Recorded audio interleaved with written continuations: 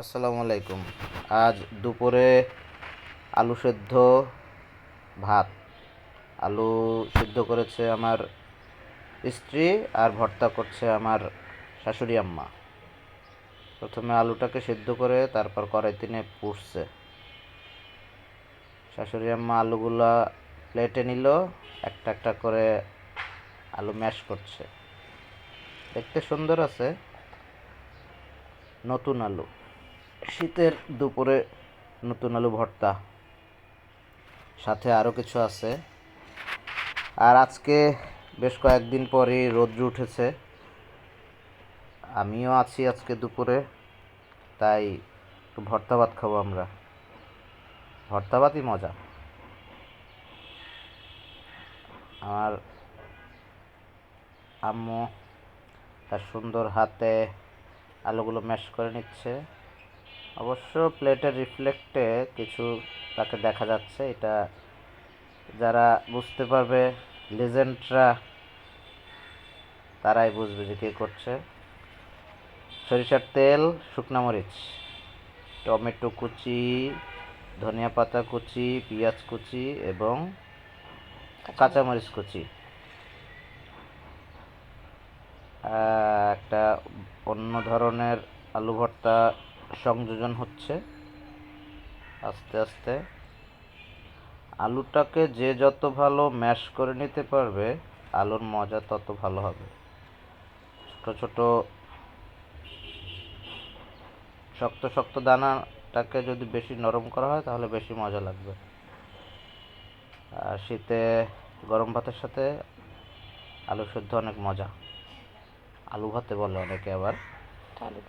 এখন টমেটো দিচ্ছে, টমেটো আগে পেঁয়াজ কুচি, কাঁচামরিচ কুচি, এগুলো দিয়ে আগে এনেছে। একটু লবণ পরিমাণ মতো, স্বাদ অনুযায়ী লবণ, যার মতো যতটুকু লাগে। কারো বেশি লাগে, কারো কম লাগে, ভাতের সাথে অ্যাডজাস্ট করে নিতে হয়। এরপরে হচ্ছে গিয়ে মরিচ আর পেঁয়াজ ভালো করে মিক্সড করে নিতে হবে। এরপরে হলো শুকনা মরিচ। শুকনা মরিচ শুকনো মরিচের ঝাল একটু কমই, কারণ হচ্ছে বাসায় আর একজন আছে, তো সে খুব ঝাল কম খায়, এর জন্য। ধনে পাতা কুচি, এই সবগুলো একসাথে ম্যাশ করে নিতে হবে। খুব সুস্বাদু এই ভর্তাটাও কিন্তু অনেকে মজা, চাইলে এটা করে অনেকে খেতে পারেন। এইটা অনেক সুস্বাদু, খাই মাঝে মধ্যে। এরপর টমেটো কুচি দিয়ে দিল। হ্যাঁ, টমেটোর উপরে শুধু মাংসটা দেয়া আছে, ভিতরের অংশটুকু নরম জায়গা যেটা হচ্ছে কি দানা আছে, ওইটা আলাদা করে রাখলে খুব ভালো হয়। তাহলে হচ্ছে টমেটোর স্বাদটা আলাদা মজা পাওয়া যাবে। এরপর সরিষার তেল দিয়ে এরপর সব কিছু একসাথে নিয়ে দিল। একটু গরম সরিষার তেল আর একটু ঠান্ডা সরিষার তেল, মানে বোতল থেকে নেওয়া সরিষার তেল, কাঁচা তেল। একটু পাকা তেল, একটু কাঁচা তেল। তেল বলে পাকা হয়। ওই যে টালা না, মরিচ দিয়ে ভাজা। এরপরে সুন্দর করে ম্যাশ করছে আমার আম্মু।